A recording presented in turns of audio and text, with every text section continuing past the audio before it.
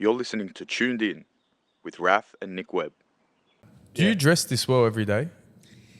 This is the casual attire, yeah. This is the casual Fuck attire. me. I need to fucking up my wardrobe right now. Like when you say like you go Coles, right? You go to Coles. This is what you're wearing. I mean, typically I don't dress to go to Coles, so whatever I'm wearing beforehand, but I Yeah, guess but- so. What's the necklace? Sorry, it necklace? just caught my eye and I'm very curious. This one always gets a lot of attention for some reason. I got it at Blues Fest. So my first time No playing way. at the main stage of Blues Fest last year now. Picked this guy up at like one of the markets or whatever. I was like, that's cool. It's mad. Just picked it up, you know? But we have no idea what the symbol is. I would love to like have picked up something that's like has sentimental value. Yeah. Like, oh, it means this, but I have no idea. It just looks cool. Fair enough. I It just- looks like a Turkish moon, potentially. Okay. And then, I don't know. I can't tell what's in the middle. I'll have to search it up maybe. It doesn't matter because it looks cool. That's all that matters. That's- Right? That's the only thing that matters. That's the important part. How long have you guys been doing the podcast for? What's it been like? 10, 11, 12 3 weeks? months? I think it's been 12 weeks. 3-4 months. 6, Yeah, like fresh vibe. It's Yeah. pretty new. But it's going good. Yeah? yeah we're in. It's. I think Raph's more hands-on. He's probably better off explaining the trajectory. The trajectory we have no idea about. Like We most don't know where we're going. But we actually do have quite a few artists booked in. Dude, I think like artists, we love talking about music. If it's music, like Yeah. we could yap for hours, you know? So that's cool to see like people are keen and it's happening. Honestly, that's the reason that we started it. Yeah. Because we love talking about music. And then I was like, well, I don't really have anyone to talk to music about except for Nick. And I was like, maybe we should like do something for, the rest of the people that love hearing about music as well, Yeah. and do something for the scene. And here we are. Just give back a bit. Yeah. Like give people opportunity to do longer form content. Like you said, it's your first time, and we've had multiple people on who are like nervous as we haven't been on long form content, never done a podcast. But I think afterwards, it's like, even though it's still in its infant stages, like I think it's a good opportunity not only for us but for the guest as well, just to grow and like be able to, let the audience know more about themselves rather than, sometimes it's hard in such a short form content ruled social media environment don't get for started.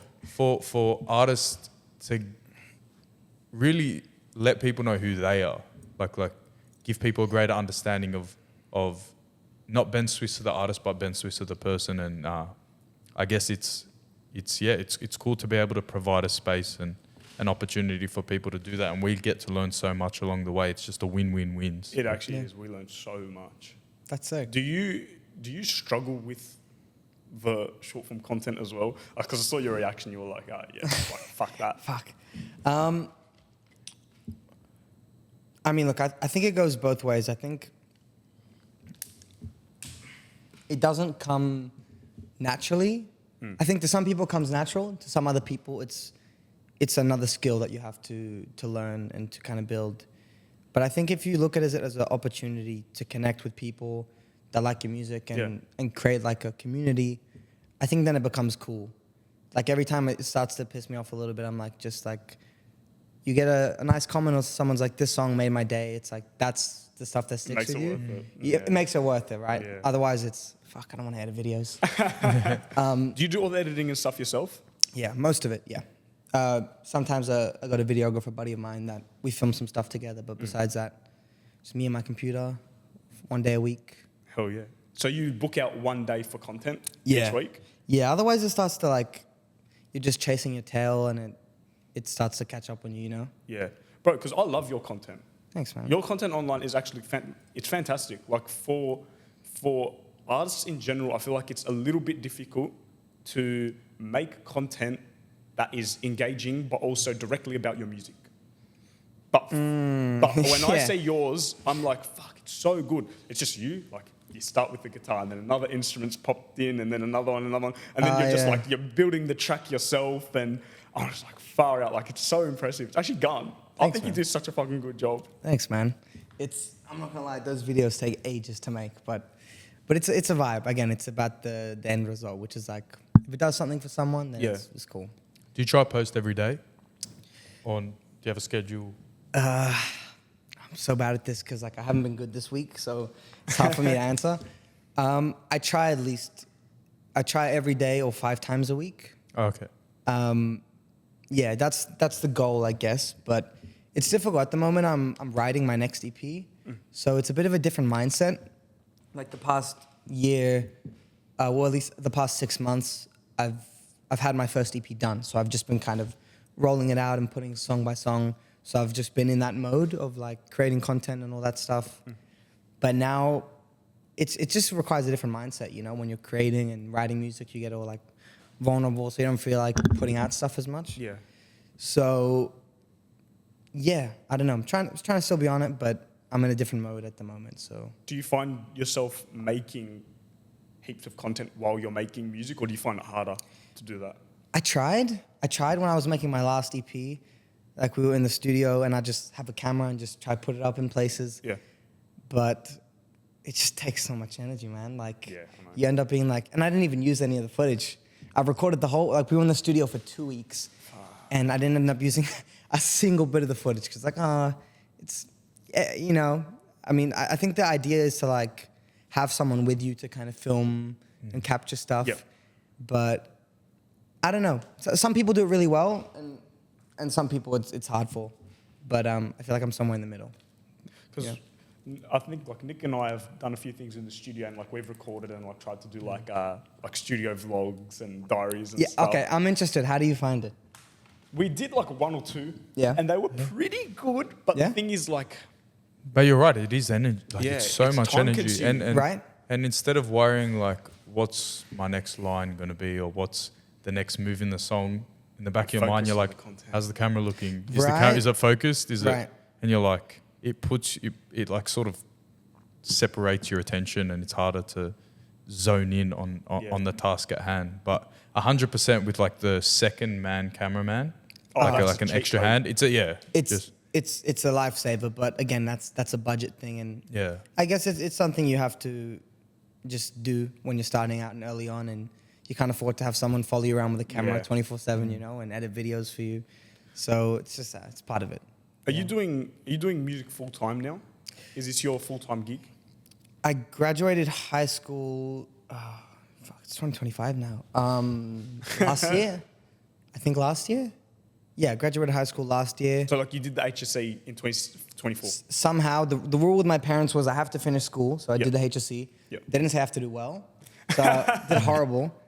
But Loophole. yeah, so I mean, but that was always the dream. Like I started touring when I was around 16, around Oh. Australia, and doing trips to the States when I was 16, 17, you know.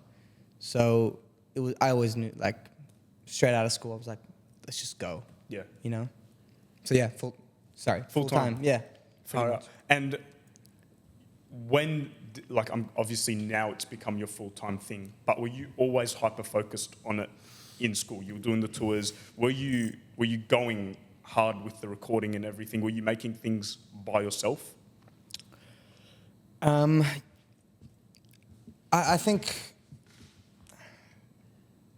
I mean, yeah, like, I think I was fairly diligent at school up until year 10. Like, when I get to 16, sorry, let me backtrack. I've been playing guitar since I was like 5, 6, and when I got to 11, I remember the conversation with my dad is like, oh, I want to do this as a career. And my dad's like, no, you can't do it. Like, you need a backup plan, you need all this stuff. So from an early age, I've always knew it was what I wanted to do. So yeah, I guess it's always been, I'm in class, I'm writing songs and finishing videos in class and editing and in between, you know. I hope your dad doesn't listen to this podcast. I hope he doesn't. Well, I mean, he actually got me into music in the first place, funnily enough. Like, I hated playing guitar when I was young. And he got me into it. Yeah. I find that so funny as well, because like my parents forced me to do things like piano and guitar and stuff when I was young, and then you go oh, okay, so I'll do it as a full-time thing. Yeah, Because yeah. you're being forced into it, right? It's like, no, you don't have a choice, you have to do this. No, and then you go, practice. okay, I'm going to pursue this thing that you're forcing upon me. And then they go, no. Yeah. Like, what are you doing? And then it's a full argument about it for the next 10 years of your life. Yeah. It's pretty funny. That pretty much sums it up. But the reason I was asking is because I wanted to see if there was a difference in the way that you made music before you had to deal with managers and touring and everything, and like being in the studio for real, compared to how it is now. I mean, I think it was a slow progression. You know what I mean? It wasn't like, and I'm still early days at the moment, so it's not like I woke up the next day and I was playing Madison Square Garden, you know? So it wasn't like a big change all of a sudden. Yeah, I've always been playing music and playing shows since I was really young. I used to be in my dad's band. We'd play like little pub gigs in a cover band. Since I was like 9, I filled out for the guitarist. So I was just this 9-year-old just in pubs, just playing like covers and whatever. But yeah, from that to like, I got to 13, I started writing songs. And then I was like, all right, let me start putting stuff out there. And then you get a little bit of traction, people see your stuff. So it's always been like a natural kind of progression, you know? It wasn't like out of school, bam, now it's like industry and all this stuff. It's kind of happened bit by bit, you know? But you do have management. I'm guessing you're aiming to get signed and all of that stuff. I'm signed to Universal. I got management. Yeah. So is it like, does it feel like it's more pressure now making the music? Is the actual process of making the music completely different to how it was when it was just you? Oh, got you. Yeah. I think there was a lot of like development and learning that had to be done, even on the creative side of like, I mean, as a guitar player, as a musician, you write songs and you come up with ideas and stuff, you know? But then looking at the songs and the artists that I love and the music that I'm making and go, okay, what do I need to improve? You know? So like I went on a big writing trip when I was 16, 17 in like LA, New York, Nashville, and wrote with all these incredible writers and producers. And yeah, I'd say the process is different because now you're going, okay, like the melody needs to be really good and like make sure it's catchy and make sure it works at a live show. Because that's the other thing. Yeah. The first time I went on tour, I'd been writing songs in my bedroom late at night because that's the only time that I had like privacy in my house. Everyone's asleep. You're like, all right, let me just write a song. And I played those songs on tour for rooms of like 200, 300 people, so fairly small rooms. And you see how the songs translate or don't translate. And it's kind of like, I don't know, it's late and then you're making songs and you're not really thinking about how do people move to it at a show? Can people sing along with the chorus? Can, how does it make them feel? So it's definitely a different process now for me writing. But I think you kind of have to, at the same time, like you don't want to lose the same, almost like naive energy about writing and just creating in your bedroom. You know, there's an energy about that I think is special that I'm trying to like now bring back to my music. You know what I mean? Okay, yeah. It's like otherwise it gets to like, oh, you write a good song, you have a good song, but it's like there's nothing about it that's really special. It doesn't mean anything to me. You know? It's just catchy. It's catchy. Sure, anyone can write a catchy song. You learn A, B, C, D, E, F, G, and you can write a catchy song. But yeah. Yeah, so the process has definitely changed, you know. How'd you get to Nashville? Sorry, I feel like that was a bit. Are you like a big Nashville, fond of Nashville? Yeah, I love country music and that sort of Sick. thing. So I'm very curious how like you went about that, how you were able to get in the room with writers. My A&R, my label, just teed up some sessions for me in LA, New York, and Nashville. I guess they're like if you want to write music, they're the spots. Yeah. Unless you're doing like R&B or like hip hop, in that case, you'd go to like Atlanta or something like that as well. But yeah, Nashville was awesome. My producer, who we're producing my next record together, and we've done like a few tracks on my first EP. He lives in Nashville and his studio's in Nashville, you know. So I'll be there this year producing the EP. That's so awesome. sick. That's mad. So you travel now to do your recording and stuff? It's expensive, but yes. I mean, if it's merited, right? Yeah. Yeah. Yeah. So, like, far out. Is that part of a recording budget though? Yeah. Oh Yeah. gosh. I'm straight out of high school. I don't know. I don't have Yeah, I money, was gonna so, say yeah. is the label lenient in terms of what you get to make, how you get to sound, how you present yourself, or is there, or do they sort of they know what works and they sort of go, okay, we have Ben, let's just polish and refine. How does that work? I think I'm really lucky. I have an incredible A&R, Scott Horscroft, who's worked, and he's a producer as well. So he's like, he knows his shit. Yeah. And he's done stuff with like DMAs and Empire of the Sun. So I think a lot of times like he'll bring like the music and like the artist out of me, as opposed to like trying to tell me to be something. He's like, dude, go out and have fun and go experience life and then go write about it. And like, dude, stop worrying. Just forget about all that shit. Just make shit that makes you feel good. So I think at the end of the day, it's the team and the people around you that's the thing, you know? Otherwise it's like, it's just a corporate whatever. But yeah, I feel like I'm really lucky. I have a really good team. So yeah. That's awesome. That's actually gone. That's a little bit of I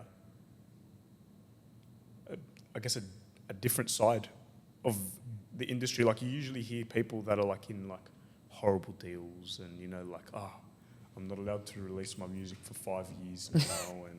and they forced me to make all these songs that I don't resonate with. But like, it sounds like it's bloody awesome for you right now. Well, thanks, man. I mean, I think it's different for different people, right? It's not like I had a viral TikTok moment and then got signed after that. Yeah. You know what I mean? There wasn't. I mean, we just went to my manager and I. We just kind of went from label to label and just me. I had this little amp and just played just some shitty songs that I had at the time being. I had a small following, and whoever wanted to kind of jump on board had to believe, or had to see like long term and believe in the vision and what could be done, you know? So yeah, I think that, I mean, there's no hype around that or like a TikTok moment to kind of jump behind. So naturally, we just had good people. That's really awesome. So what was the process like for you? So you're in school, you're playing with your dad on stage, Playing with my dad on filling pubs. in Oh, as dude. the guitarist, and then what happens after that? People just notice you, or you start reaching out to people, you cold approach, what was it? Well, it's funny we were talking about social media because like that's the thing that kind of opened a lot of doors for me in the first place. Like, I think, when I was 15, 16, I was like, I know I want to do music. I've been playing shows for ages, and that has a certain limit, you know? So where do I go with it? Instagram, started making covers of people's songs and posting little, maybe original snippets as well and stuff like that. And yeah, I mean, that opened a lot of doors for me. Just some people, like, producers saw it and reshared my stuff. And that actually, like, the first trip that I did in the States helped connect me with a lot of people as well. I think Jeff Basker, he, like, if you look up the records he's done, it's stupid. It's like Justin Bieber and all these crazy cats. But Jeff Basker saw one of my videos. Tyrese, that R&B singer. Sheila E., she's a huge hero of mine. Prince, and obviously her own project as well. So yeah, like, dude, that's the thing that opened a lot of doors for me, to be honest. Just grinding on that, and yeah. And then they notice you, or did you have to go and pitch yourself to other people? How do you mean, like after? So like you start building somewhat of a following on social media. I'm guessing you're still independent as can possibly be at this point. Like you're just doing music and hoping something will blow up online. Pretty much. And then what happens after that? Do you? Oh, gotcha. Did you reach out to a bunch of different people and say like, hey, do you want to be my manager?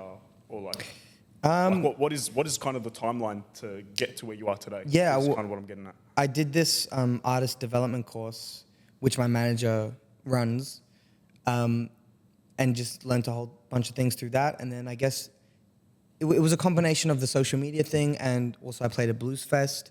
So it was like, he was kind of like, okay, stuff is starting to happen, so let's start working together. So just started working together from there. And So you signed up for this course, yep. and then he decided to take you on after that because he liked what he saw? Yeah, you know, and they don't take on a lot of projects. So, I mean, same thing as the label thing. It's like this industry can be real corporate and fake. So I think as long as you have good people around you that you trust, then it's cool, you know. I get you. That's pretty sweet. And then I'm guessing he booked you in for Blues Fest. The first time, Blues Fest has this like open competition thing. Oh, so you just applied for it? So I just applied. And you got in? Me and my little brother on bass and a buddy of mine from high school. So good. Again, like shitty songs I wrote by myself.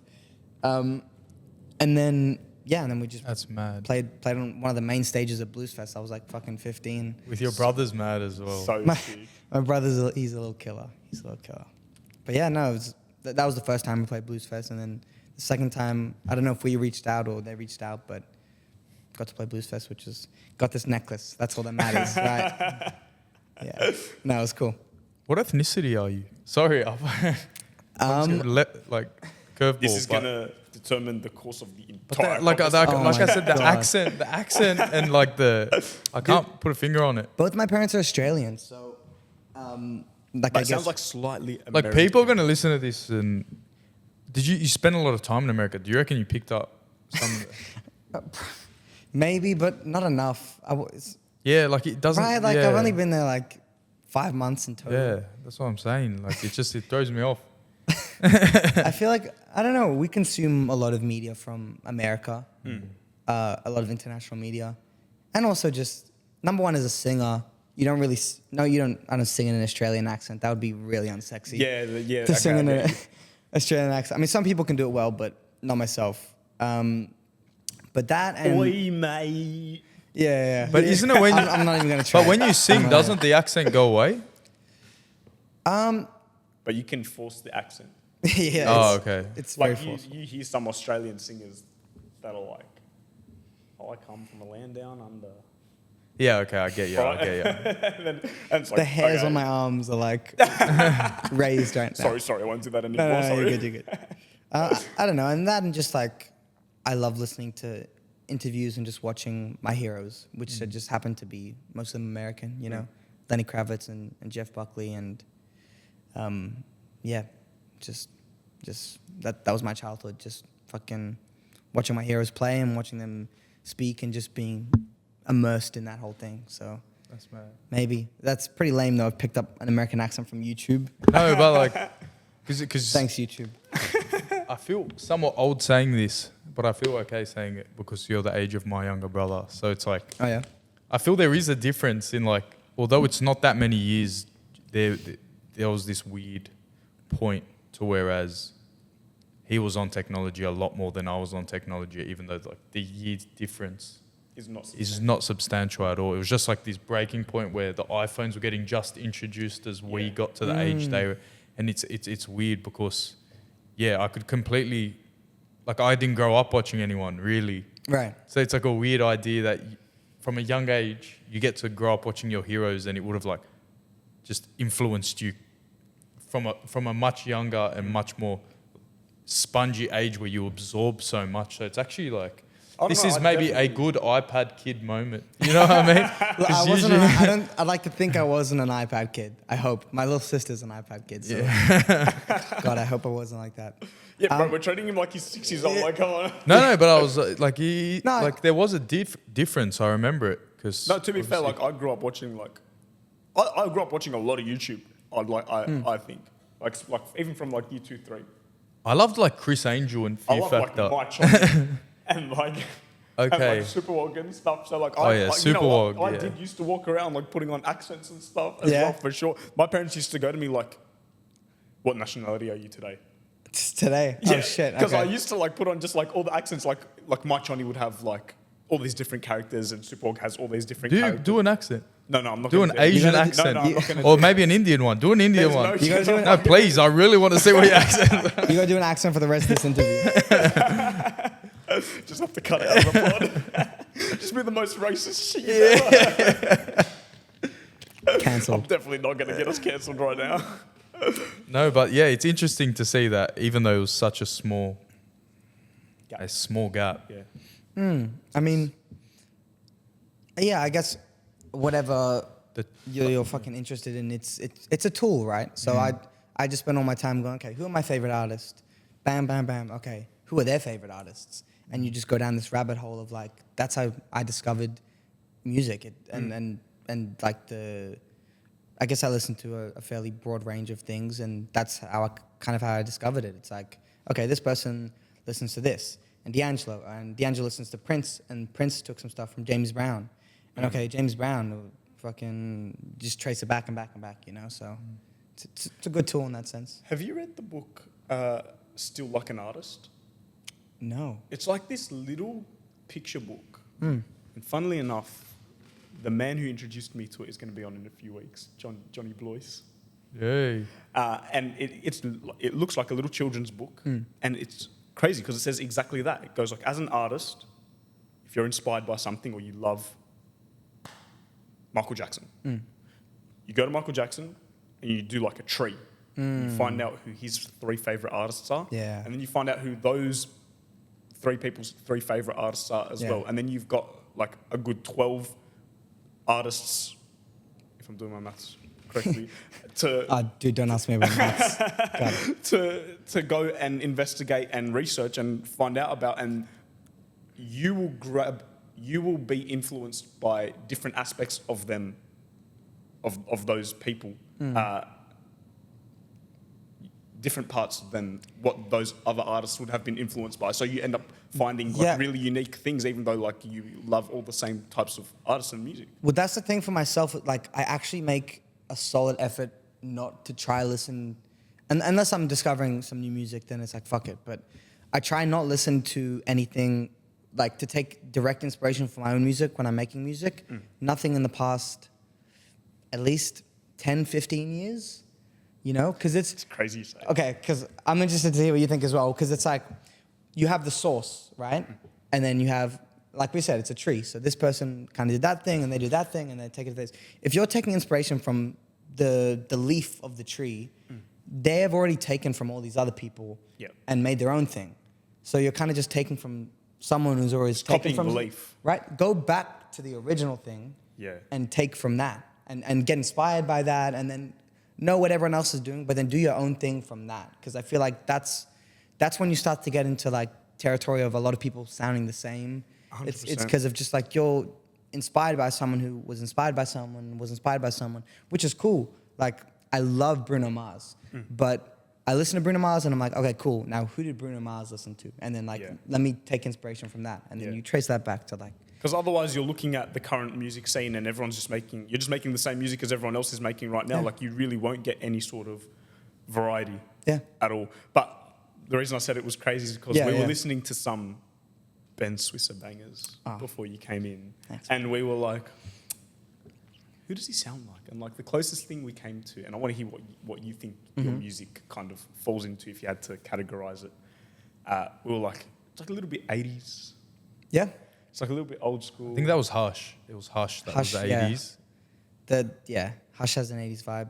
The, I think that was the superficial felt. I can't remember what I said now. It reminded me of something superficial.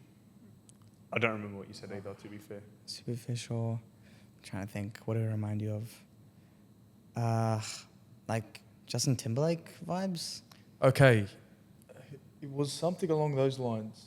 Maybe it was definitely like pop. Yeah, it was a pop artist. Charlie Puth. Yes. Oh, Okay. That's so Yes, accurate. it is accurate. That's so It's accurate. close, yeah. That's crazy. So like, what would you say your style of music is?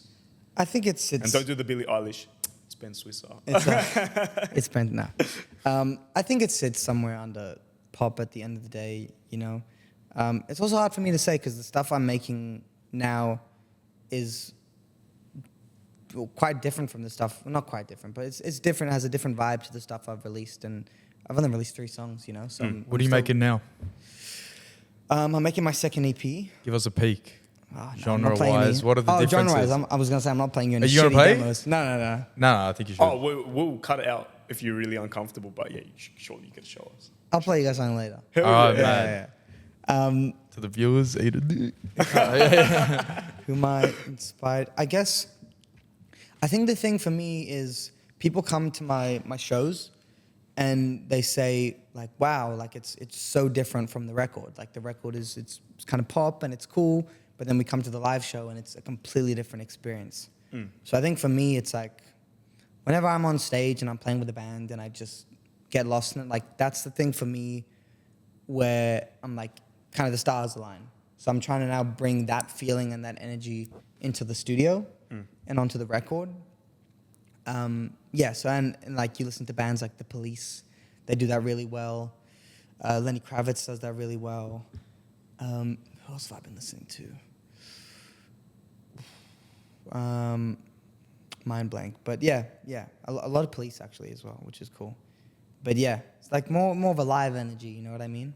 So you like actively try to ground yourself in that older music, like in your day to day, just to be naturally inspired by it. Kind of. Also, it's just the music that I love. Yeah, You know, fair enough. I mean, if there's like a new artist, for example, McGee. I don't know if you guys have heard of McGee. Don't think so. MK.GE. Yeah. Yeah, he's good. Yeah, he's crazy. So I mean, he's a new artist, fairly new artist, but been loving his stuff as well. I didn't know that's how you said it. That's why I spelled Oh, it out. really? I was like, I don't. Yeah. It stumped me the first time as well. I've been calling it MKG. Or MKG. That's what I was. MKG is a good guess. That's a good guess. But no. Yeah, so it's just the music that I love. You know, I grew up on I feel like my dad and my parents had a lot of like 70s like Motown and soul playing around the house when I was growing up. So that's kind of like an R&B as well. So that's kind of ingrained in my DNA. And then I got into like folk and like Bob Dylan and Joni Mitchell and James Taylor, which is like great for songwriting. And then got into like D'Angelo and Jay Dilla and a bit of hip hop because I started getting into production. So I feel like my music kind of sits somewhere.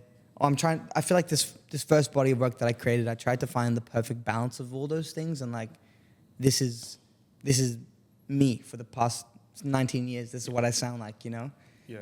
And then it's the stuff that I'm making now, I guess, is just a continuation of that. And yeah, just more guitar, more solos, more live energy. That's the vibe that I'm on. So it's it's an extension. You're not going in a completely different direction. With No, God, I've put out one project. Imagine if I just took a left.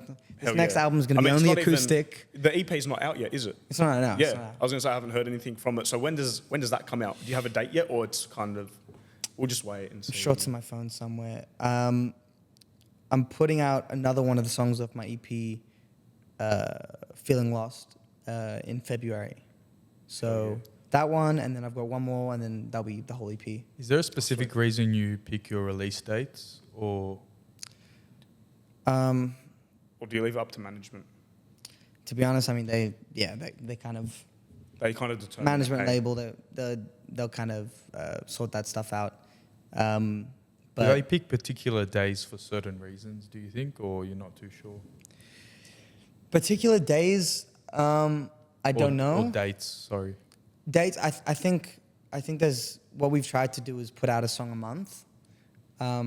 Just to I just want to be putting out music, you know what I mean? Like, I don't want to be putting out a song here and then be silent for 3 months and then put another song. Yep. So That's in between the months of my EP coming out, I've done acoustic versions of all my songs as well.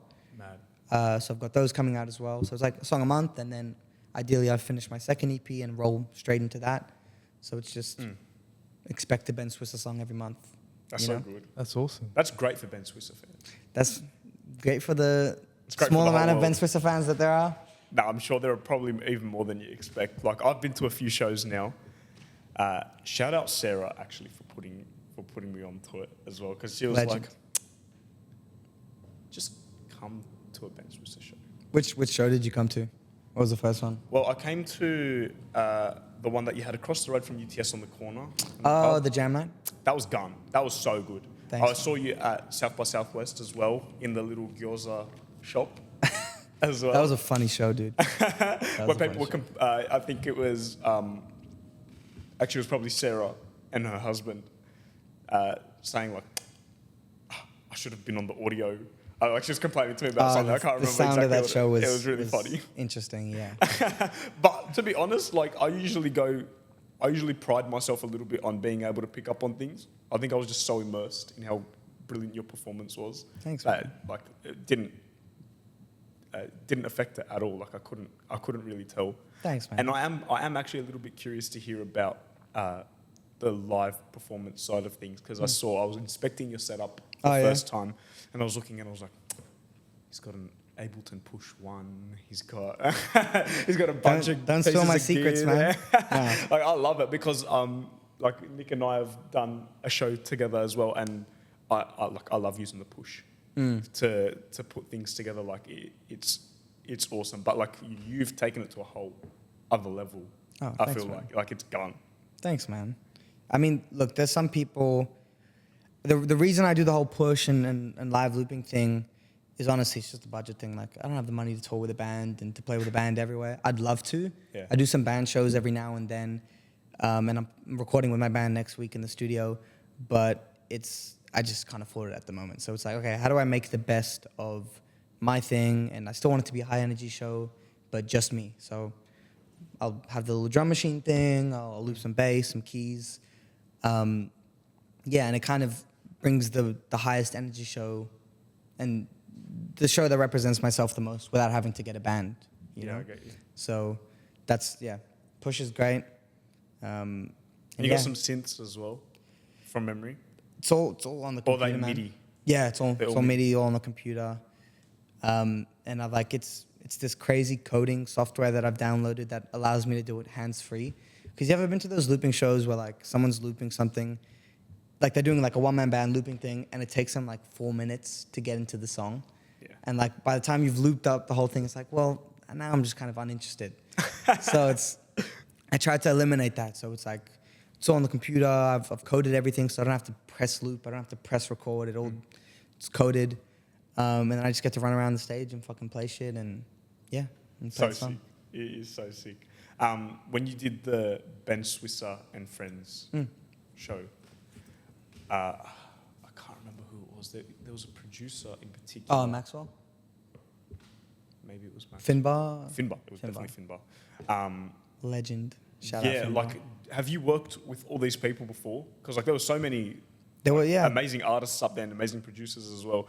And I was just like, this is gone. I felt like I was just in like a little Sydney like haven of like just like the best artists all in one spot. I was like, this is gone. It's so sick. Thanks, man. That's what we tried to curate with the jam nights. It's like a lot of the times you meet other artists and producers, and some of those people I've worked with, some we wrote together, some of them just mutual on Instagram and stuff. And a lot of the time you meet artists and other people at these networking events and all this shit, and it's like, it kind of gets gross and icky. So it's like, let me make a jam night. Come. Some of these people I've never met before in person, never played with them before, bands never played with them before, and it's like, come, we'll jam your shit, we'll just have a good time, we'll play, and yeah, I think like musos dig that because it's kind of how we grew up learning to play. You know, you just sit in a room and you just fuck around with shit until you come up with something cool.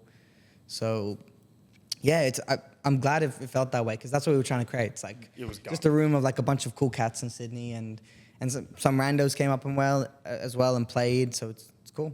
And I'm guessing you have perfect pitch. Somewhat. Not like the Charlie. Don't start banging on the table and asking me to. No. But like you can hear a song and go like, identify all the chords and be able to play them. More or less. Yeah, more or less. Because I think you invited someone up and you were like, oh, like what song do you want to do? And then she was just like, oh, this song. And you were just able to do it off the bat. And I was like, that's damn impressive. Like, I'm guessing you didn't rehearse that before. Never, no rehearsals. Yeah, like that's nothing. sick. That is sick. Thanks, man. Yeah, I don't know. I mean, I don't think I have. I don't have perfect pitch. I think I have relative pitch, where it's like you can hear a note and then figure out other chords and notes around that.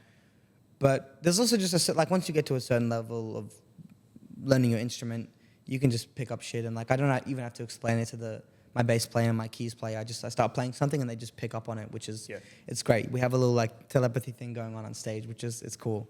It's good fun. And that's why I like doing the jam nights, because it's such the opposite of a regular show that I do, which is so you've been to the show where I do with like the push and the looping thing. So that is like everything is programmed and it's per thing, and if I miss a cue, then I need to do this and that. So it's like the show it's written, you know what I mean? The jam nights, it's not written at all. It's like we don't know what the fuck we're gonna play when we get on stage. We don't know we know a few people who are coming up, but we could go this way, it could go this way, like, and it just keeps you sharp as like a muso, you know what I mean? So it's, they're really fun. Yeah, I think that's a superpower for sure. Like, I think there are a lot of artists out here today that, myself included, to be honest, like I've only just started getting back into learning instruments and like learning the piano and stuff. After I argued with my parents for all those years that I'm not doing it, and they told me this would happen, and fuck, they were right. Yeah. But like a lot of artists, like the kind of that you can sit in the studio and you can write, and like if you know any instruments, like you can figure things out. But like being able to just improv and go up on stage and just jam, that's like, I think that's what makes a Ben Swissa show, especially the jam nights, like unbelievably attractive. Like they're gone. Dude, thanks, man. I appreciate that. Tell me there's one coming up soon. We did the last one in Sydney last week, and then we've got the last one in Melbourne on Thursday. So I'm flying out to Melbourne on Thursday, doing the jam night. No, it's really. I mean, I think there's such a thing, especially because like nowadays a lot of stuff is on social media and it's all online. There's something just really fun about just meeting up and just playing. You know what I mean? Like, don't overthink it. Go and play. And yeah, I mean, it's just good fun, to be honest. I love doing them. We might do some more. I hope you do. I really hope you do, because I would love to go, and I'm sure I would like to bring Nick as well. I'm sure he'd be keen to go. Yeah, I'd man. love to come. I'm disappointed I missed the first time. Come to Melbourne. Yeah. Say less. I booked the tickets now. All right, done. You don't have to. Don't twist my arm, please. Okay, I have one ticket. Yeah. No, it'll be cool. It's fun. What's your favourite city to perform? Favorite city? Oof. Favorite city, I don't know. I can say I've only done one show in LA, but that was crazy to me. Like seeing, it was a showcase and it was amongst a few other artists as well. So they brought a lot of the crowd as well. But I had some people over there, and like this was my first time in LA as well. So played a little show to like a 300 cap room, and had someone come out that apparently he's been following me for like 3 years, drove from San Diego all the way to LA just for my set that night. It was a 30-minute set. I think 30 or maybe it was a 20-minute set. And he drove all the way out just to come like support and watch the show. So, like, bro, you have international That's bands. mad. Dude, that's gone. It's crazy to me. It's like, and that's the social media thing, right? It's that Yeah. the music can kind of travel that far and connect with people. It was awesome, like play somewhere so far from home. Yeah. And just, like have just a few people that know the songs or know me it was really cool. So that was a fun one in LA. And I was going to ask about a little bit more about the EP process, because you were telling me outside you're now recording a live instrumentation version of the EP. I don't know if I'm allowed to say this. Yeah, I'm getting in the studio. I booked a full day in the studio with my band and my videographer, and we're just gonna play the whole EP front to back. Yeah. I've got a horn section as well that's coming with us, which will be fun. That's so cool. I've never worked with the horn section, so I'm like making all these horn arrangements, and it's just having the best time. And yeah, I think it goes back to, I mean, again, you've seen both shows, one where I'm like doing the looping thing and one with the band. And I think there's an energy that's brought out of myself when I play with the band that's just different, and then I feel like that's my superpower, at least, Yeah. you know. So the more I can capture that and show that I feel like that's where all my energy is going into at the moment. So it's like, Yeah. let me get my band, we'll go in the studio full day, play more solos, like do all the songs, and then we might put them out. We'll put it out on YouTube for sure, like full versions, but maybe even on Spotify, I don't know. But yeah, it just goes back to like trying to capture that live thing, you know? Yeah. It's like, I feel like it's just more authentic to myself, at least. Oh, you should definitely drop them on Spotify. I think there are people that love hearing the acoustics of songs. Yeah, Like, I'm one of them, for sure. yeah. Like, we were listening to The unplugged version. the unplugged version Oh, word. of, what song was it? It was superficial, I think. Yeah. Yeah. And that was done. Someone in the office is getting This it. word is my phone going off. No, hopefully that doesn't pick up too much on the mic. But like when you jump in the studio and you're recording a full project, like how long approximately does it take you? Like you were saying, you recorded the whole EP in 2 weeks. That EP was the first EP that I did was a bit of a strung out process. So I did a big writing trip in LA, New York, Nashville, and pretty much wrote. I did 2 sessions a day for like a month straight. It's like 30 days. So ended up walking out of there with like 80 songs, 100 songs, something like that. And then that was pretty much all the songs on the EP were from that, you know. So then we took those songs, worked them in back in Australia with Scott Horscroft. He produced the EP. And yeah, I think we booked like two weeks in the studio, retracked vocals. I played drums on everything, replayed all the instruments myself, and just tried to perfect it as much as we can, Yeah. you know? You have to set a cap on it, though, because otherwise you're working on the same project sure. for like fucking 2 years. It's For like, sure. this shit needs to go out. So it's like 2 weeks, let's go, get it to the best we can, and let's get it out there. That's pretty impressive. So how long did the actual songwriting process take then before you had to start recording? The songwriting process, most of the songs we wrote in like a 5-6 hour session.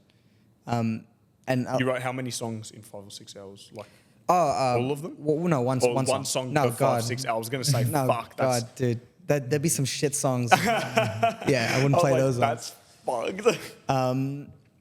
Yeah, no, I mean, like each of those, again, like they were all done when I went to the US to do a writing trip. So I did 2 sessions a day. One was like from midday to 6 p.m.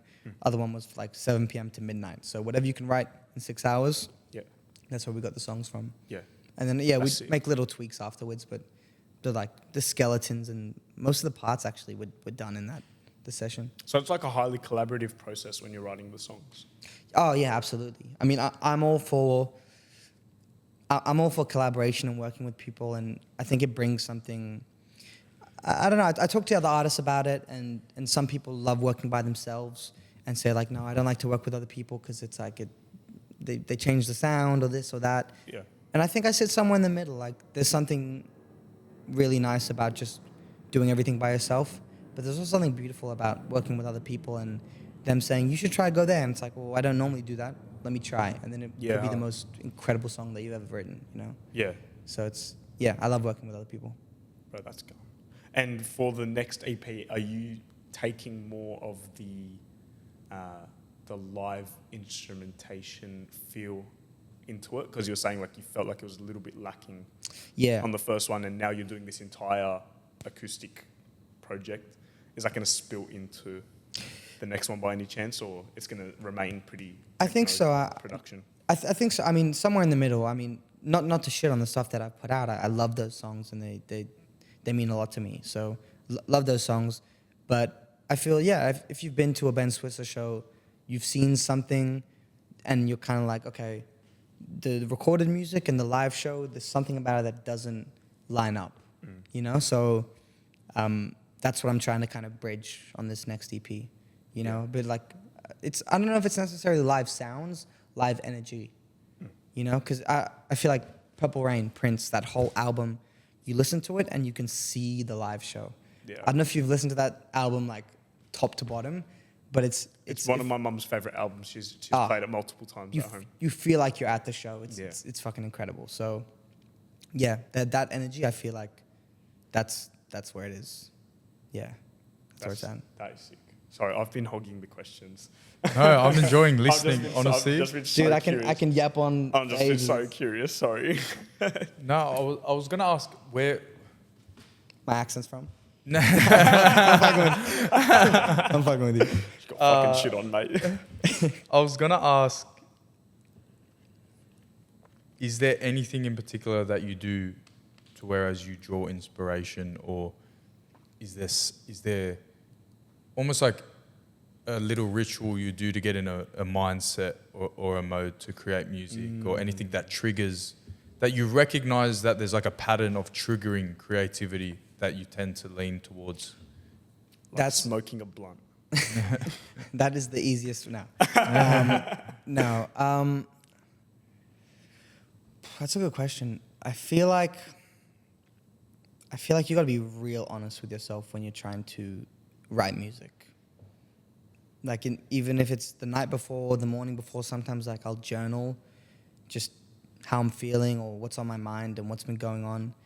I think like as an artist and as a songwriter, you're kind of hypersensitive and aware of everything that goes on. Mm-hmm. So I think really being able to tap into that when you're writing is important. So a ritual, I don't know. I'm not in the studio like saging and shit like that. But More like routine. I think routine's probably a better Routine, word, yeah. or just habits, or certain activities that trigger. I think that's a good question. Activities, well, I'm trying to get back into that now. And it's kind of changed for me. Like when I did this first writing trip, again in the States, where I wrote my whole first EP, I was as I said, I was doing this 2 sessions a day, didn't have time to do anything else. So I wake up, go to the studio, write, go to fucking 7-Eleven, grab a sandwich on the way to the next session, That's it. fucking get home at midnight, sleep, repeat for 30 days. So you're already in this. That was really interesting because you're just. That's actually gone. 30 days. It's crazy. Like once you get past like 15 days halfway in, you kind of run out of all the natural like your crutch ideas that you always go to. So you're like, fuck, what the fuck's going on? Like, what do I write about? So that was its own experience. So now I'm I guess writing in a different thing, and I'm trying to figure out what that is. I think just being. I'm trying to live a little bit more. You know what I mean? I feel like as a muso, you can get real like, I need to go home and practice, and I need to do this, and I need to make a video, and I need to do this, and all that stuff's great and it's important. But what's also important is just going out and living and fucking making mistakes and being a person. Yeah. Fucking that's the stuff that I'm trying to do now and experience life and write about how it makes me feel. You know. Is it more so a mindset? I think it's definitely. Like, I think like it's definitely being present, like trying to appreciate things more, like being observant of the little. Like, is that kind of what you find yourself trying to do to help yourself songwrite? Absolutely. And some days you try to write a song and there's just nothing, so you kind of have to force it and like. What do you do in those situations? I don't know. You got to be over dramatic, dude. Like a fucking leaf falls on your head, and you got to be like it's the end of the world or something like that. The sky is falling down. Exactly. Yeah, something like that. But yeah, I think it is more of a mindset than anything of just being. I think is like you got to be in tune with yourself, especially if you're a songwriter and you're trying to write. It's Got to like be tuned in. Yeah. Sorry. Got to be tuned in. Got to be tuned in. Yeah, I'm trying to think. That question is gonna bother me until like 3 a.m. in the morning. I hope you know that. Now you're gonna try and put it down to a science. Yeah. But I think that's the beauty of it. Like it can't be a science. It never is, because like it's always changing. You're always in different moods. You're always in different places. That's it. I think there's definitely a bravery to songwriting that some days like the stars align and you're like. It feels like everything's coming to you, and other days you feel like, fuck, I can't write a song for shit. Like, this is trash. I'm trash. All of this is bad. Me every day. So I think you just got to show. It's about showing up every day. Like, just show up. Yeah. Fucking try tap into that thing. Some days it happens itself. Some days you got to force it. Yeah. But I've had songs. Some of my favorite songs of mine that I've written that have come from just having to push through and like force it, and some it's just like the stars align and you link with the right people, and the song just kind of spills out, you know. Yeah. So it's a mix of both, but like I think just fucking sometimes you gotta just stick it out. Hell yeah. I get you. Yeah. Well, I have a question, but like it was a little bit of like a left of field one. It was like, how do you know Sarah? That's the question. Good question. Vocal coach. I think it was my manager actually who, like I said, like, yeah, can you find me a vocal coach? He was like, Yeah. yeah. Just introduced us. He's just like got the best vocal coach in Australia for you. Boom. Pretty much. She's the fucking best. I love her so much. Do you still go to Sarah? Yeah. Okay. Yeah. Vocal coaching is. And Gotta how keep long those have you vocals been? healthy. How long you been working with her? I think, 2 years now. Okay. Yeah, 2 years, I think. Yeah. Because you guys seem like. I honestly thought it was longer because like the way you guys get along and like I hear. Well, to be fair, we haven't spoken much, but when I asked questions about you, it seems like you guys had known each other like your whole lives already. She definitely has like mother or like auntie energy as well. She's actually the best. She's Yeah, 100% the best. Yeah, she's cool. So, and I mean, like for her to suggest me coming to one of your shows as well was like definitely the best. Like, well, best decision I made, but a great shout from her It as was well. a joint effort. Yeah, yeah. You could have said, "Nah, fuck off." I'm not going to that. No, cool. But no, it's pretty gun. Yeah, like I said, such a left of field question. That's all right. Another left of field question. Yeah. Who's your favorite person that you've collabed with, like producer or songwriter or otherwise? Ooh. Oh, dude. My favorite person that I've collabed with. That's a hard question. I feel like I've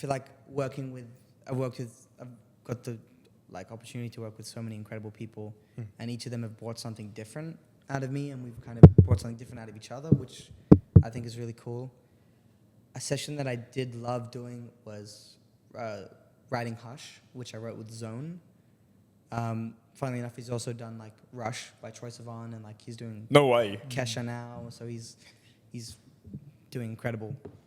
But we spent that whole session. I didn't touch a guitar, like you know me, like I'm a guitar player. I didn't pick up a guitar for that whole session. It was just us sitting on the Notes app, trying like with a piano looped for fucking 5 hours, and just trying to perfect the lyrics and the melody and the song. And that was like a super rare experience for me, where we're not like messing around with drums and this and that. We were just writing the song, and it felt like really special. Yes, that was a cool session. Yeah, Zone is dope. That's awesome. Shout out Zone. And for, I guess, like this is more of a question for Nick and I, because I'm more so curious.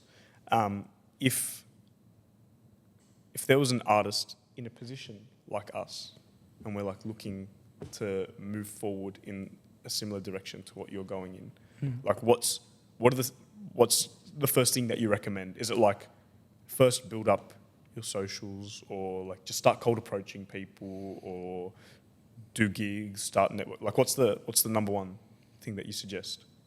I mean, I think all those things. I think yes to all those things. Like, reach out to people, play shows, write songs, put them out there, make covers, like put them out there, do whatever you can. I think before all that, having know or try kind of pinpoint what your thing is, you know, because I think it's there's so much shit out there and it's so oversaturated. If you don't know what your superpower is and what your thing is, then you can get real like disorientated and lost, and it's kind of hard to navigate that. So I think like be like, all right, my thing is fucking rap music but with rock guitars. Cool. Then like just lean into that. But I think knowing what your superpower is, that kind of clears everything up, you know? Because everyone's got to play shows, everyone's got to do the socials thing, everyone's got to do all that stuff. But if you're doing it and you're kind of like all over the place, it's all kind of pointless, you know? Okay, yeah. It kind of doesn't help if you're not grounded in somewhere where people know what they're going to get. I think so. Yeah, and consistency in that regard as well, you know? Yeah. Yeah, but Yeah. fuck, man, I'm trying to figure it out as well. Yeah, aren't we all? I mean, I feel like you're doing a really fucking good job, Fake it till you bro. make it. So, Fake it no, till you well make it. done. No. Well done. Where do you see yourself in, say, 5 years? Like, where, when you envision who Ben is? In 5 years? Madison Square Garden. That was I was gonna say that or Wembley. I mean, it'd have to be something like that. I mean, God knows how long it takes in reality to fill out a show to that capacity, but those are definitely bucket list venues of mine, Wembley and Madison Square Garden. Yeah, I hope I'm making music that I'm absolutely loving and in love with, and playing bigger shows to people who fuck with it. And that's kind of all I can kind of wish for, you know, as long as I'm making good music and putting good shit out there, that's kind of all I can control, you know? Yeah, I get you. Otherwise you start to get real fiddly with everything, but make cool shit, put it out there, do what you gotta do, and yeah, but fuck, Madison Square Garden. I don't know if 5 years is unattainable or not, but I hope not. Wait, whatever your goal is, 10x it. Just 10x it. 10 nights at Madison Square That's Garden exactly correct. in 5 years. Yeah. Fuck, maybe, I don't know. That'd be cool. Yeah. That's pretty gone. Do you have other questions before I ask my final question on my mind? No, I think it's been pretty good. Honestly, I've enjoyed yeah, this it's been conversation. gone. My last question is, if there's been anything kind of happening in the music scene that has like really piqued your interest. I know it's a bit of a random question, but like, is there anything that you thought like, oh, that's a big issue, or like, oh, that's pretty cool, that's been happening recently? To be honest, over the Christmas break, I've been a little bit out of touch with it, but I figured maybe you have something, and if not, Within the music scene. Give me an example, like... I don't know, Drake's coming to Australia. Oh, so I'm like, okay, cool. Drake's coming to Australia. No. Within the music scene, can it be like just music that's come out that I'm fucking with, or like? Yeah, sure. Did you say this year or just in general? I mean, In I guess, general, I in guess general. this is last yearish, but McGee. Yeah. We chatted about MKG. MKG. Yeah, yeah. That's how you probably, yeah. His project and his music has like blown my mind, I think. I think because it breaks so many rules within like it breaks so many fucking rules. And then I went to a show as well recently, and to see all these young people enjoying his music, which is like guitar music, it's weird, it's atmospheric sometimes, it's definitely not like... Is he Aussie? No, he's US, I think. Oh, okay. But I think that was really cool for me to see, and like get like Rolling Stone like best album of the year or something like that as well. It's like, it's cool for me as a guitar player. It's cool to see other people within the like guitarist space doing their thing, and it kind of getting mainstream attention. It kind of gives me hope. It's like, oh, cool. Yeah, for real. Like, kind of fuels me, you know? It's like, Yeah. fuck yeah. So Especially that's because the market has been like decently oversaturated, at least in the past 10 years, with more electronic and hip hop and kind of in the box production. Like, I can imagine it'd be pretty cool to see someone like just get up there with their guitar and like start doing those numbers and start gaining that attraction. It's like, okay, so it's not over. Yeah. It's not over for the more classical type of musical performance. That's it. I mean, I think genre isn't a thing anymore, man. Like, you have songs blowing up that are like Steven Sanchez, where it's like 50s and 60s soul. Clairo is on a similar vibe, and she's going huge. Charlie XCX, like Brat, like I don't even know what fucking genre that is, but like, the sonics of that album is ridiculous, crazy. So I don't think pop has a sound anymore, which is kind of inspiring. So yeah, you can kind of. I feel like the reason his thing is blowing up is, and all these artists are like getting. I think the stars aligning thing is just when you find your sound and your thing, and you do it so well that it kind of becomes undeniable. Yeah. And it kind of surpasses like the rules and all this stuff. It just becomes cool, you know. Okay. So, yeah, that's really inspiring to see other people do. Damn. You see any Diddy shit in LA? Such a good question. I love how out of pocket that was, out of nowhere. That was a fucking best question. I mean, I have Instagram and social media, so it's been unavoidable. Yeah. I've seen that. But isn't it like you ever see stuff in experience- real life? Yeah, did you experience like any Did I like experience No, not no, you. as but in like any weird industry shit? Like, did you say No. firsthand anything? No, not like that. No, nowhere close. Not even 1% of it. Not even a slither of it. Thank God. I don't know if I'm grateful for you or really disappointed. Disappointed. Hey man, I would have been making a good buck of those. No. Yeah. No. I've had a good I've had a good team around me. So whenever we've done those trips out there, it's just been studio, home. So Yeah. Yeah. you know. No partying. Yeah, sorry, I don't know. Just, That's hilarious. Dude. That's hilarious. Okay. Shall we scissors, paper, rock? scissors, paper, rock. Scissors, paper, rock. Fuck you. You fucking come Oh wait, no, I actually feel slack. Now I shut know I'm the gonna fuck win up. every time I do it at work. Just go. No. I'm really good at scissors, paper, rock. No, he just like I picks actually paper. rate myself. You're good He at just scissors, picks. paper, rock. He just picks. People paper. think it's chance, but I so at work, hopefully they don't hear this, we scissors, paper, rock when we don't want to do it. Like say they're like, okay, someone go lift this or go do this. Yeah. If we don't want to do it, we go, okay, rock off. And then you're like, everyone just goes, all right, scissors, paper, rock rock. off And then sounds so wrong. I feel like I've become good at it. I don't know how. Let's go right now. All Let's right, go done. Yes, let's go. Are you on shoot or on? So wait, scissors, paper. Okay. Scissors, paper, rock. and then Alright. you go, scissors, paper, rock. It's like a Nah, dick, nah, mate. that was yeah, slow. That was a slow reaction. Yeah, I just- fucking. No, we can instant replay that. We'll do one more time. Wait. Scissors, paper, rock. Best of three. Ooh, Best of three. alright. Scissors, paper, rock. Scissors, paper, rock.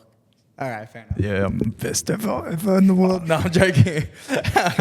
Maybe next Thank week you we'll for make it. having mercy and giving me another go. That's all right. No, I'm not That's joking. all You're right. doing this No, week. just do it. All right. Suck a dick. What are we doing? It's only 60 fair. I'm not seconds gonna be- on the clock. Rapid fire questions. Oh shit. There's actually not 60 seconds on the clock. You can take as much time as you want. Sometimes I feel we like go this for down, there's 30 gonna be minutes. we made that 60-minute joke. segment. We made that joke last week, and I think we actually forgot to say. I mean, that episode's not out yet, but we forgot to say like, "Oh, we're joking." And I can't remember who it was. It was one of the guests, They just and I started- could tell there was a like, sense of there you go. urgency. And I was like, "Fuck!" I feel really bad. You We were? forgot to mention it was a joke. I think once we listen back, you'll realize. I was like sitting there, and I was like, "I don't think we've mentioned just like start there's breaking not." down Yeah, crying. there's like Oh, it was God. quick, and I was like, "All right, favorite artist, At the moment, police. favorite club." I was going to say in Sydney. Yeah, in Sydney. Or favorite place to perform, venue, area, bar. Pleasure Club is a vibe. I Where's haven't played that? there yet. But sorry, Where's that? Pleasure Club. Yeah. It's in Newtown. Oh. It's a vibe. This one. Favorite restaurant. Favorite restaurant. Anywhere that has like a good steak, I love. Hell yeah. Yeah, or like Brazilian barbecue. Oh, you been to Brazza? Yeah, Brazos type. Go to Macca's order. Nuggets and chips, solid. What, do you go sweet and sour? It's what it. Sometimes no sauce, dude. Oh, that's crazy. Is that crazy? Sweet, like I'm not even a sauce guy, so I actually understand that. But sweet and sour with nuggets is like, that's one thing I'll. Sweet and sour or like the Big Mac sauce. Yeah. Okay, You know people what I'm do saying? say, Yeah. yeah. Have you tried the buffalo sauce? They bring it out like They got a once a year. buffalo sauce? Yeah, like once a I year. didn't know like that. Just like very rarely they'll have it like on the menu randomly. I think it's with their like when they do like the spicy McNuggets and stuff like that. Like they'll bring out some spicy sauces. Okay. That buffalo sauce is I'm gonna keep an eye out for fucking that. great shout. Vinyl or streaming? Streaming. I would love to say vinyl, but I just at the moment I haven't been bothered to like get on my vinyl, put it on the player, flip it around. Like, Hard. yeah, maybe one day. Can you give me a 5-letter word that starts with? Pick a letter. B With B? for Ben. I've really fucked you there. Hold on, fuck. Beans. Right? Sweet. Right? Yeah. Best movie ever. Oh. Best movie ever. God, I don't know. Movie I watched recently and I love, I can say. Is it called Green Book? Oh, I fucking love that movie. That's a great, yeah, beautiful so story. good. The Italian guy and Yeah. what's the actor's name? I can't remember. He's in a few the- things. I forgot that actor, but yeah, no, it's a beautiful story, beautiful movie. Yeah, that's a good one. Best Nick, country. you'd love. No, you actually would. It's gone. It's funny as hell. Last time I made that joke, it was for a movie that I knew he'd fucking hate. But this was I thought actually, you were Oh, he saying won't it. like I it? thought he was saying it because all he does is tell me to watch certain movies. I go, yeah. I'm not a big movie guy, to be honest. So I'm the same. It's like No, you should Green watch Book's this one of movie. my I'm like, favourite. oh, sick. Yeah, I'll check it out. No. Like I don't think I've ever like he's been telling me to watch The Dark Knight for. You haven't Can seen you, The Dark can you Knight? imagine this Dude, fucking child like Woody, not seeing go it? home tonight and watch the whole trilogy. You have to. I can't. I got a goon. Sorry. Fuck. Sorry. Best country to visit. God. I love.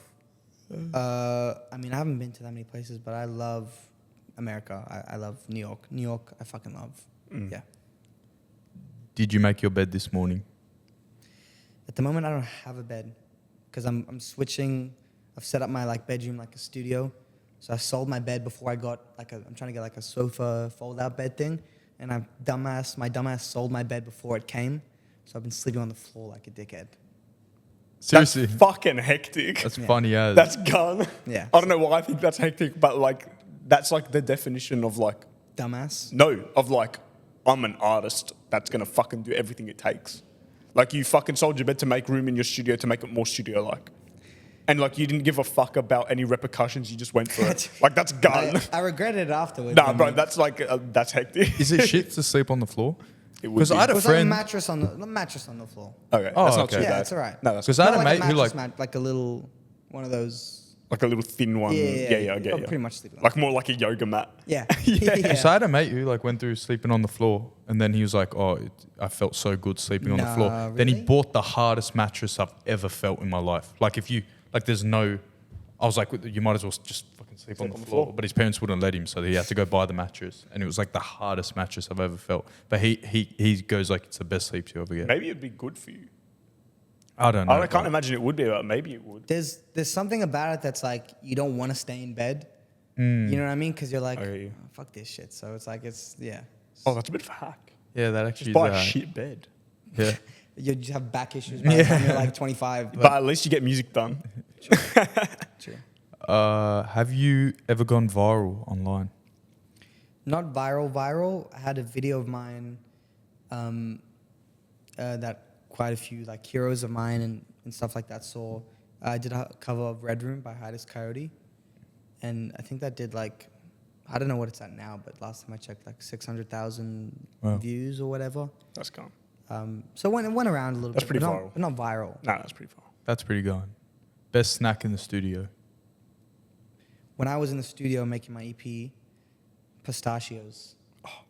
Such a Ooh. good shout. Wait, was it? No, sorry, it wasn't pistachios. They're green though. Oh. What are they? Where you gotta crack? What's it called? Yeah, pistachios. Is it pistachios? Yeah. Pistachios. Fire. Yeah, they're gone. Fire. And you just like, you're like, all right, I'll have a few pistachios. And then you finish the whole thing and you're like, oh, fuck. I feel like we should get some Murad's nuts in here. Just to, Yeah. like offer the guests. Murad slaps. Yeah. What is it? Like if there's this factory like in or just past Greenacre called Murad's, and they do nuts, and like they just do nuts and coffee beans, Sick. and it's like the fucking best quality nuts ever. Like it's actually ridiculous. Like Okay. I don't know why they're so good. They just are. They're just the fucking best. I think Nick can back me on Actually, this. yeah. People are probably listening. Nah, I like, don't back this you. kid's This fucking retarded. dog. Shit. No, they're really, really good. You don't recognize it until you eat. you try two different nuts side by side. Yeah, you have like a But they're the Murad's same pistachio, nut, and then you have try like them a side by Coles, you have a Coles pistachio. You said nut way too many times, dude. That was naughty. What's a song you wish you made? What's a song I wish I made? This is probably always my answer. I Would Die For You, Prince. 3 chords.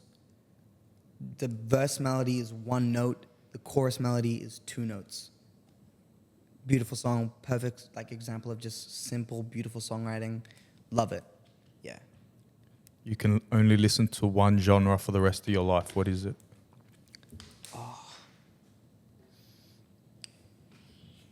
One genre. I feel like if I say pop, I feel like a lot of people sit under pop. You could say Prince is pop. Yeah. Some of Stevie Wonder is pop. Michael Jackson's pop. Michael Jackson's pop. Yeah. Fucking pop, dude.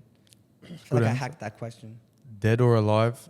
Who are you collabing with? Dead or alive? Who am I collabing with? Dead. I mean, Prince would have been amazing to just watch in the studio. Alive. I feel like at some point it'd be dope to work with John Mayer. That'd be cool. Or Jack Antonoff as well. Oh, I That- fucking love That's Jack a bucket Antonoff. list one for me. Yeah, I'm just in love with his like songwriting and production process. I Yeah. feel like he also does that thing, like he captures so much of just live fun energy Yeah. in his tracks, which is He does just so much random it's just shit. but it just It's sounds gone. like it just sounds fun. It just, Yeah, it's so someone good. who's just having fun. He's like, yeah, he's really paving the way for pop right now, I feel like. Yeah. Like, I He's feel like he making it flew interesting. under the radar for a little while. And like over the past few years, he's just like the hottest producer to work with. Yeah. And like fucking rightfully so. Like he's gone. So maybe I got to wait a few years until he like his popularity dies down a little bit. And then slide in, hey bro. Yeah, slide in the DMs. No, but yeah, that'd be dope. Pineapple on answer. pizza? No, no way. What's a song that shouldn't exist? God, a song that shouldn't exist. Oh, every answer to this, I don't want to get attacked by some artists' fans. No, you have to. This is where we make enemies. You made friends for the first 1 hour and 23 then minutes of the podcast. the last- and now I make we enemies. make enemies.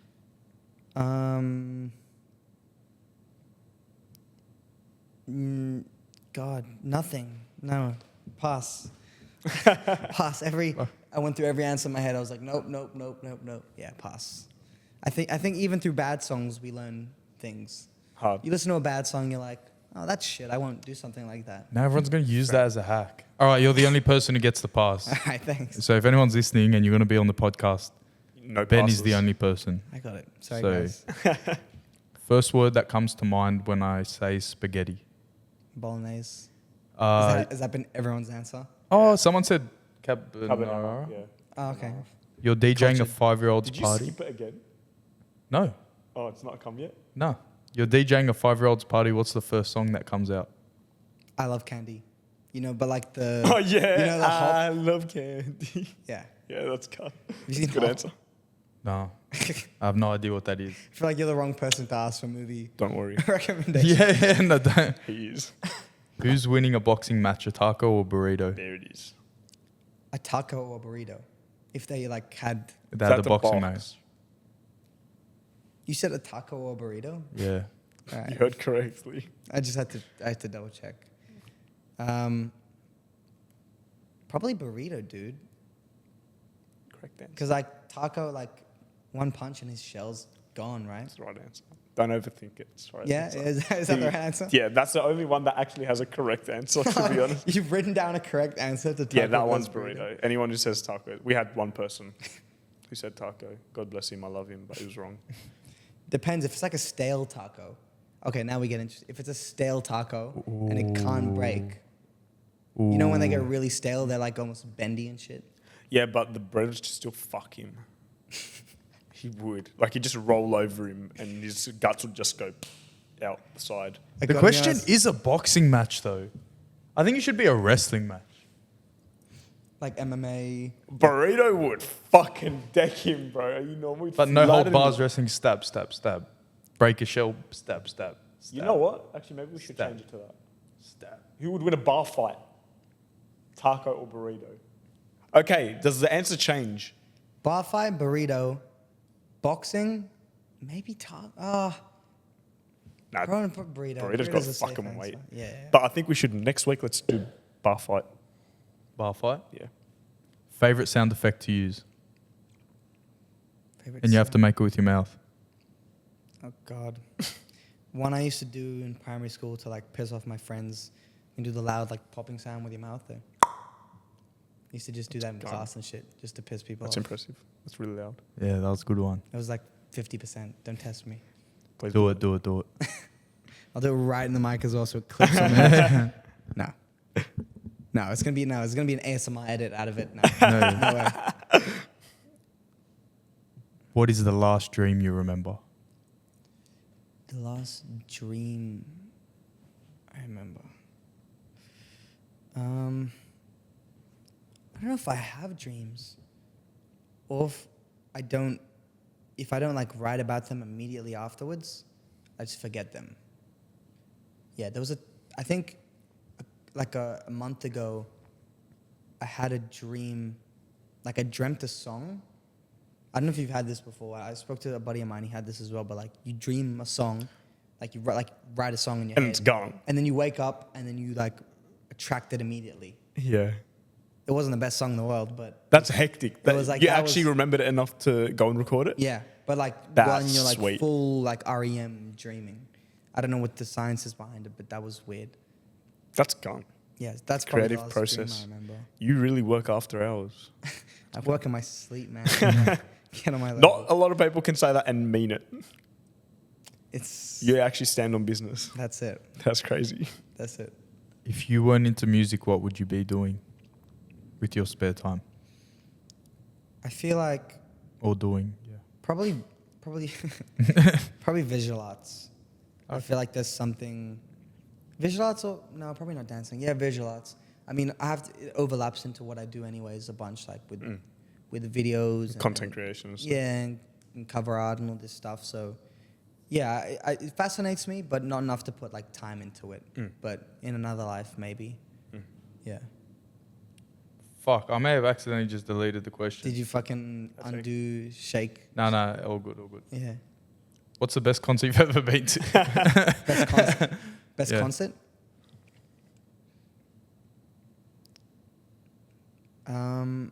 McGee was a really cool one. Yeah, I'll say McGee. That was really cool. It's like really minimal setup, but just sounded huge. So that was a fun one. And finally, how do you think we improve the Sydney music scene? Or the Australian music scene? Sydney's good. Sydney music. Sydney Australian music scene. I think something really special happens, and I got to see it when we did the jam nights. I think something really special happens when people collaborate and work on shit together and try help each other and create community and just like I've been talking about with a buddy of mine, like we want to get together like once a month with a bunch of other artists in a studio just through friends and just get someone to record that, like similar thing to the jam nights, but just to help out everyone and do a couple of this person's song and a couple of our songs and a bit of everyone. So I think the more you can curate shit with people on the same level, like I feel like it's such a common thing to like reach up and be like, oh, like, and I love Jack Antonoff, but like, oh, I need a song with Jack Antonoff and then I'll be huge. It's like you have so many incredible producers and artists around you, like curate something special and put time and energy and thought into it, and that's the shit that resonates with people and that connects, you know? So, yeah, more collaboration, I think. That's my mindset for this year. Oh yeah, what a great answer. Thanks. Promo time. You have anything you want to tell the people? Look the Promo. camera down the barrel. I have a show in 2 days, but that's not worth promoting because this probably won't come out by then. Nah. I have, dude, I should know my song release dates. I've got, I'm dropping another song off my EP next month in February, Feeling Lost. It's my next single, which is coming out in February. I've got that coming out, and then my EP, which is coming out soon after that. And I might be doing some shows in around Australia and in UK, Europe, and US this year. So keep an eye out. Yeah, I might be around. Hell yeah. Mr. Swissa, Mr. Swissa, he's doing it. thank you very much for being on the pod, bro. Thanks Thank for having you. me, An guys. absolute pleasure. Crazy chat. And all the best with your future endeavors this year. I really hope we get to see you again very soon because it was an absolute awesome hour and a half that we spent with you. Thanks for having me, guys. I hope we see you blow up as well. Yeah, fucking oath. Madison Square. It's gonna be the ASMR pop of this video that blows up. Yeah, that's gonna be it. Legend. Bro, what a pleasure. Thank Thanks, you so man. much. Thank you, bro.